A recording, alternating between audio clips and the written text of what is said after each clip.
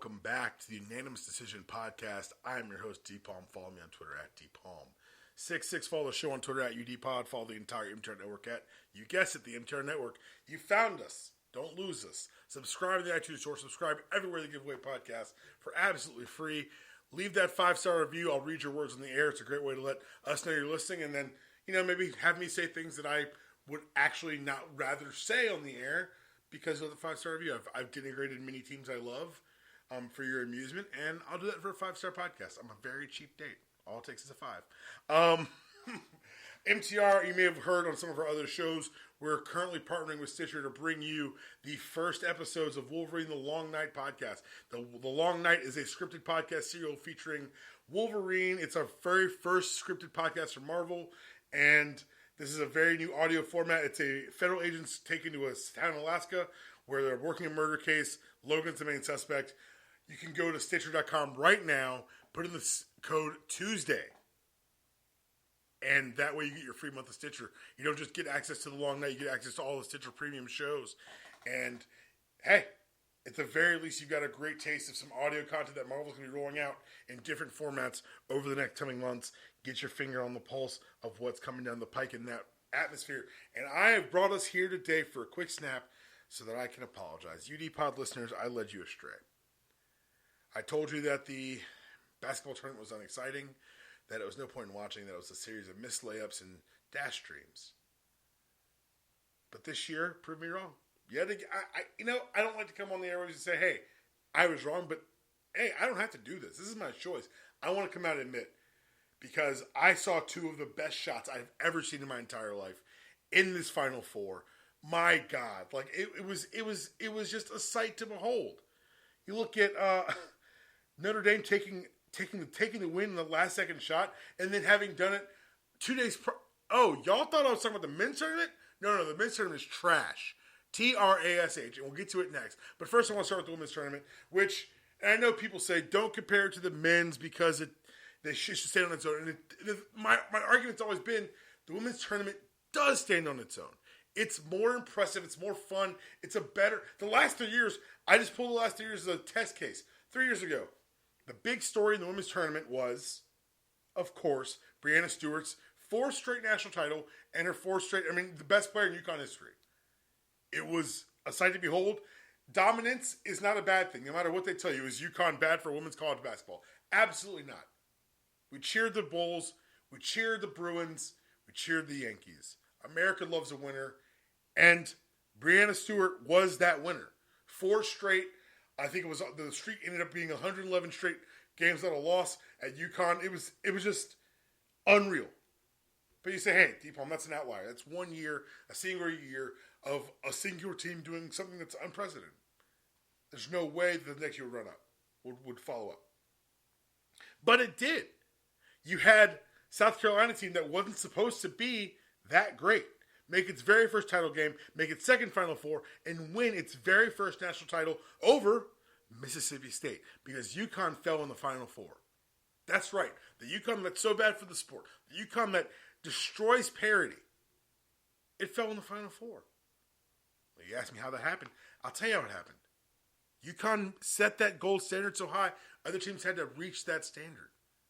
And Dawn Staley in South Carolina last year, they did that. So you can pick a storyline. Is it Dawn Staley's first ring? Is it the crack in the armor of UConn? I tell you what, high-level games all around.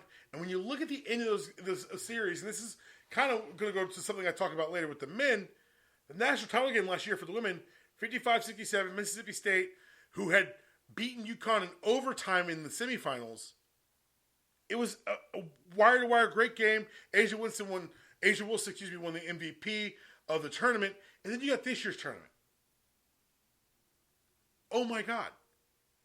Again, UConn, 19th Final Four. Again, they fall short. And you want to talk about storylines. They fall short to a team.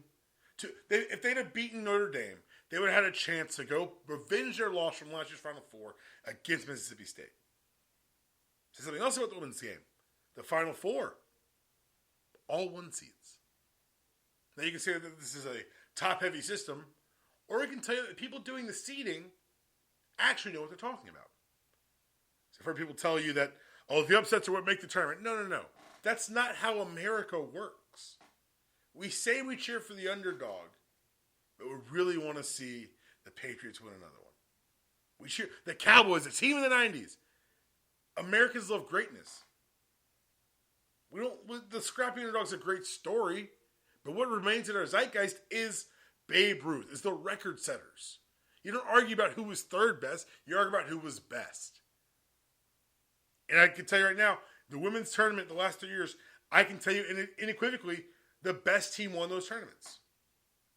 Let's go to the men's side. Because this year,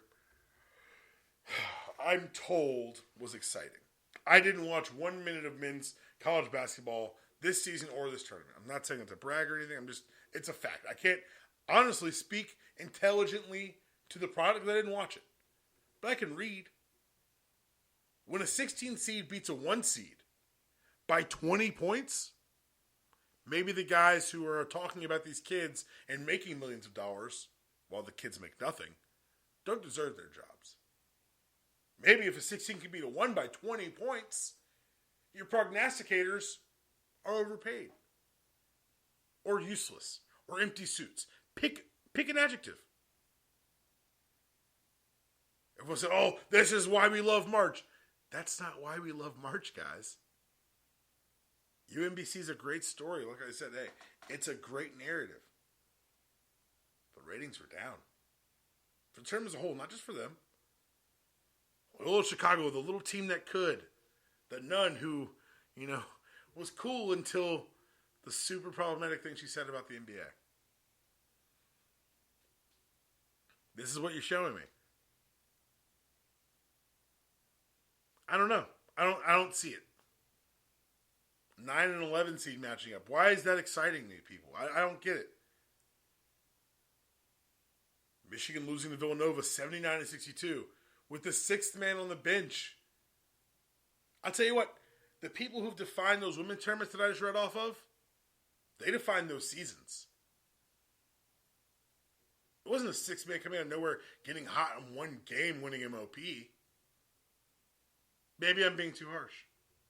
Maybe I'm looking through it with glasses that just, glass half empty. Let's look at last year's tournament. Oh. UNC, a 1 seed making the final. Gonzaga, a 1 seed making the final. Oregon and South Carolina finding their way to the tournament. Because, and it's kind of like a factor of numbers, once you've made it a single elimination tournament in basketball, there's a reason there's play series in the NBA. Because one game, ball can bounce either way. Do we as a country, as a sports audience, really want to see a literal roll of the dice on our television screens? The ratings say no. Let's look at 2016. Same sample size. Nova. 2 champs in 3 years. Jay Wright can pick up 2 titles. Great. MOP is Ryan Arcadia Cano. I haven't heard of him before or since. I don't know, man. I just, maybe I'm wrong. Maybe I have a bias against the college game, but for me, for the 3rd year running, I can say I honestly have enjoyed watching the women's game more. And maybe that's because there is no prevalent professional women's product that I consume. If I watch more WNBA, maybe the differences between that and college game would create a problem for me. But right now, I'd have to look up Brianna Stewart's name. I know it. I remember her dominance for 4 years. I can't pronounce the kid who won MOP this year for Villanova. And not because I can't read Italian names, but because it's a name that came out of nowhere 3 days ago. It's not a name you've been hearing all season. So people say, oh, that's the beauty of the college game. Then why are we forcing kids who don't need this quote-unquote beauty to play in it? Why are we saying kids, you can't go to the NBA out of high school, even though you're probably ready? You have to go through the charade of 1 year of college basketball. You don't got to lie to kick it. You can just be honest. Speaking of being honest, another thing in the news, of course, it's draft season. NFL draft is around the corner, and NFL draft talk makes people really stupid a lot of the time. And one of the people consistently makes stupid is former UCLA coach Jim Mora Jr. He doesn't use a junior anymore, but I do because his daddy was a better coach. Now, Jim Mora Jr. decided to come out this week and say that Josh Rosen, his former quarterback, who he recruited and brought to UCLA, was probably the best player in the draft. But because it's Jim Mora Jr., it was couched in insults.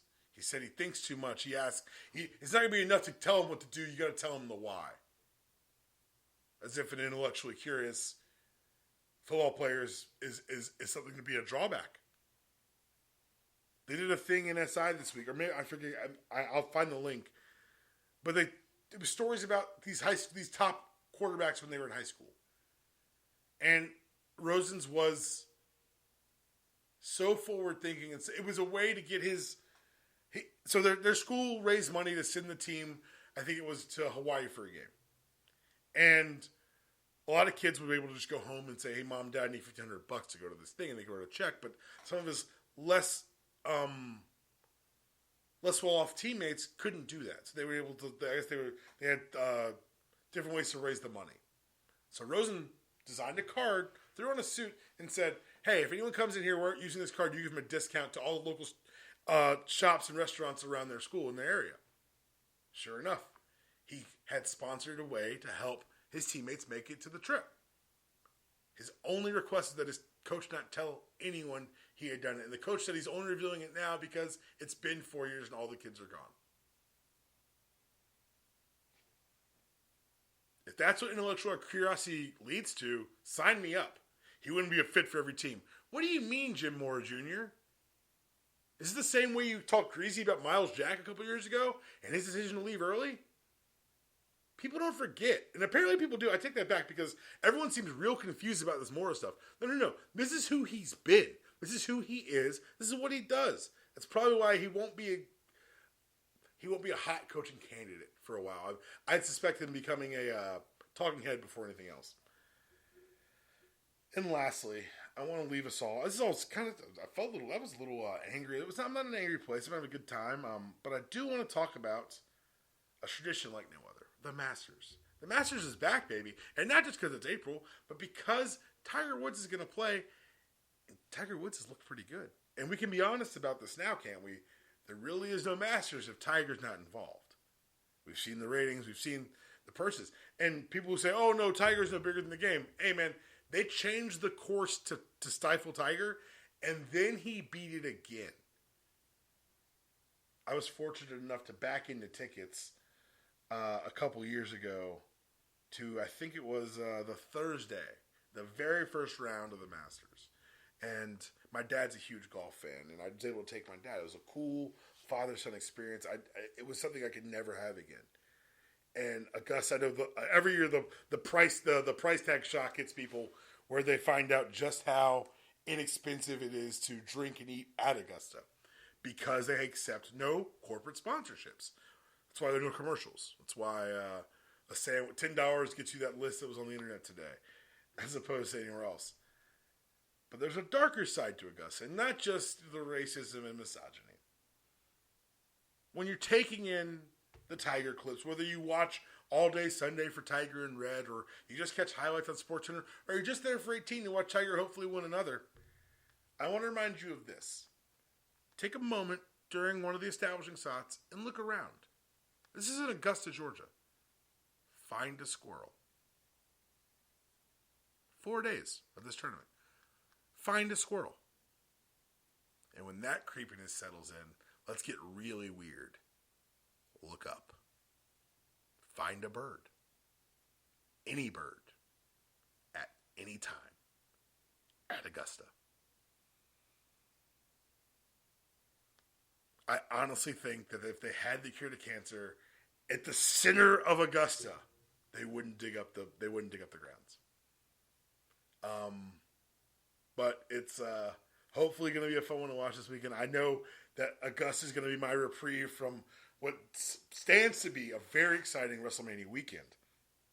we'll be dropping our preview Friday morning with myself and Rich Fan from PW Torch, breaking down all things WrestleMania, all things NXT, and we might even talk a little bit of Hall of Fame. That was your show. This is your outro. See you guys, well, tomorrow.